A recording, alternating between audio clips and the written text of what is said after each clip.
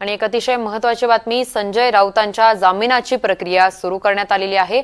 मेधा सोमय्या यांनी संजय राऊतांच्या विरोधात याचिका दाखल केली होती। अब्रू नुकसानीचा दावा त्यांनी केला होता आणि या याचिकेत सुनावणी करताना संजय राऊत हे दोषी आढळलेले आहेत।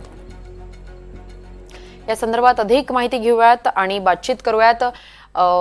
ठाकरे गटाच्या उपनेत्या सुषमा अंधारे आपल्या सोबत आहेत। सुषमाजी, तुमचं एनडीटीव्ही मराठीमध्ये प्रथमतः खूप खूप स्वागत। एक मोठी बातमी आहे, संजय राऊत मेधा सोमय्यांनी जी याचिका दाखल केली होती, अब्रू नुकसानीचा दावा केला होता, त्यामध्ये संजय राऊत हे दोषी आढळलेले आहेत आणि त्या संदर्भात तुमची पहिली प्रतिक्रिया काय आहे? ही मोठी बातमी नाही, ही रुटीन प्रोसेस आहे। आपल्याकडची जी ज्युडिशियल प्रोसिजर असते, त्या ज्युडिशियल प्रोसिजर मध्ये एका प्रायमरी स्टेजला एका कनिष्ठ न्यायालयाने काही मतं नोंदवलेली आहेत। अर्थात माननीय कनिष्ठ न्यायालयाच्या मतांबद्दल आदर आणि त्यांच्या निरीक्षणांचाही आम्ही आदर करतो, परंतु कदाचित आमच्याकडून अनावधानाने काही तथ्य मांडायची राहून गेली असतील, काही त्रुटी आमच्याकडून कागदपत्रांच्या राहिल्या असतील, जेणेकरून कनिष्ठ न्यायालयाने या पद्धतीची निरीक्षणं नोंदवलेली आहेत। परंतु याचा अर्थ असा नाही की आमचे सगळे रस्तेच बंद झाले आणि भाजपवाल्यांच्यासाठी लगेचच आनंद साजरा करण्याची त्यांना संधी मिळाली, असं काही नसतं। मला असं वाटतं की ही सगळी तथ्य त्याचा नव्याने अभ्यास करून आम्ही वरिष्ठ न्यायालयामध्ये आमचं म्हणणं अजून एकदा मांडू ना। आता जामिनाची प्रक्रिया सुरू झालेली आहे, तो जामीन होऊन जाईल, रेग्युलर गोष्ट आहे आणि वरच्या न्यायालयामध्ये आम्ही आमचं म्हणणं मांडू। अगदीच, संजय राऊतांनी जे लेख लिहिला होता त्याच्यामध्ये त्यांच्याकडे ते पुरावे देखील आहेत असं त्यांनी सांगून त्यांनी मेधा सोमय्या यांच्यावरती आरोप केला होता। मात्र कुठेतरी ते पुरावे सिद्ध करण्यात संजय राऊत यांची बाजू कमजोर पडली आहे का? मी तेच म्हटलं की आमच्याकडून तथ्य मांडण्यामध्ये जर काही त्रुटी राहिल्या असतील, अनावधानाने एखादा युक्तिवादामध्ये एखादं म्हणणं मांडायचं राहून गेलं असेल, तर होऊ शकतं की माननीय न्यायालय अशा पद्धतीची निरीक्षणं नोंदवेल।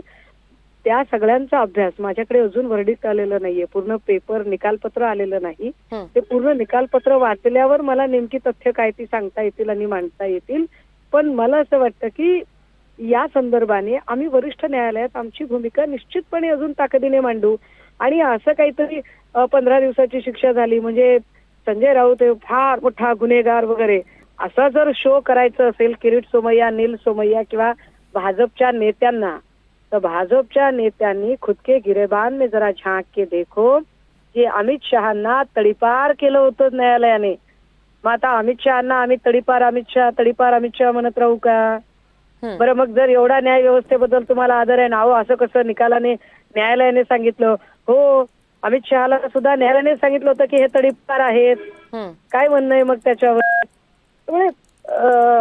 कोणत्या बाबीचा भाजपवाल्यांना हे सगळे नॅरेटिव्ह जर सेट करायची फार इच्छा असेल, तर त्यांच्याकडे एक उदाहरण असेल तर आम्ही 100 उदाहरणं त्यांना ते दाखवू शकतो। आम्ही या संदर्भातच भाजप नेत्यांशी आणि शिंदे गटातील काही नेत्यांशी बातचीत केली। त्यामध्ये प्रवीण दरेकर आणि मनीषा कायंदे यांनी यावर प्रतिक्रिया देताना असं म्हटलं की महिलांवर अब्रू नुकसानीचा दावा केल्यानंतर काय होतं आणि त्यानंतर खोटे आरोप केल्यानंतर काय निकाल येतात आणि त्यासोबतच इतर नेत्यांना देखील याचा चाप बसेल असं देखील त्यांनी प्रतिक्रिया दिली होती। त्यावर तुमचं काय म्हणणं आहे? नाही, मी मनीषा ताई थोड्या डिप्रेशन मध्ये गेल्यासारख्या झालेल्या आहेत, थोड्या फ्रस्ट्रेट आहेत त्या। त्यांना विधान परिषद मिळावी अशी अपेक्षा होती पण मिळाली नाही।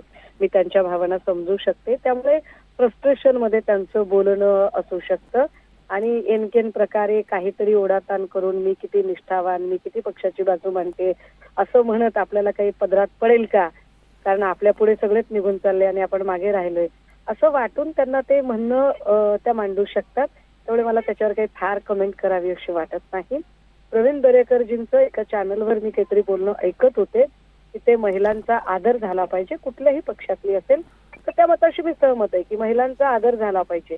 पण मग ही आदराची भावना आणि या आदर सन्माना संबंधात असणारी भाषा, ही भाषा तेव्हा कुठे जाते जेव्हा तुम्ही तुमच्या पंक्तीला घेऊन बसलेल्या संजय राठोडांवर आधी आरोप केलेले असतात किंवा अब्दुल सत्तारजींनी सुप्रियाताईंबद्दल काही भाषा केली असते किंवा गुलाब पाटलांनी काही भाषा केली असते किंवा ते वाचाळवीर प्रवक्ते शिंदे गटाचे, तर त्यावेळेला त्या आदर सन्मानाच्या भाषांची शिकवणी वर्ग हे त्या लोकांच्यासाठी भाजपची लोक का घेत नसतील बरं, हा मला पडलेला भावला प्रश्न.